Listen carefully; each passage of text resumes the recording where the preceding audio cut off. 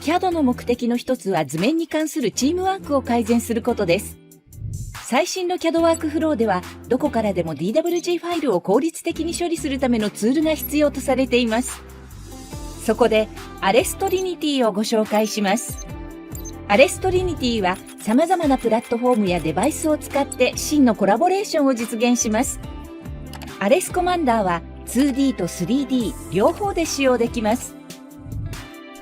今までのようにローカルファイルを使用できます。また、多くのクラウドサービスと同期して他のユーザーやデバイスとのリアルタイムコラボレーションも可能です。アレス駆動はインストールも更新も不要です。インターネットブラウザから直接ファイルにアクセスして変更することができます。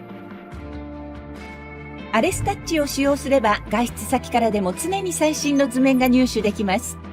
外出先からのフィードバックは写真、音声またはコメントとして共有できます。変更などはメールで通知されます。図面のバージョン履歴を表示できます。変更を比較し、必要に応じて変更を元に戻すこともできます。パスワードで保護された無料の表示専用リンクで図面を共有することもできます。アレス製品を持っていない人でもインターネットを使ってコメントを共有できます。アレストリニティで最新のテクノロジーとコラボレーションを体験してください。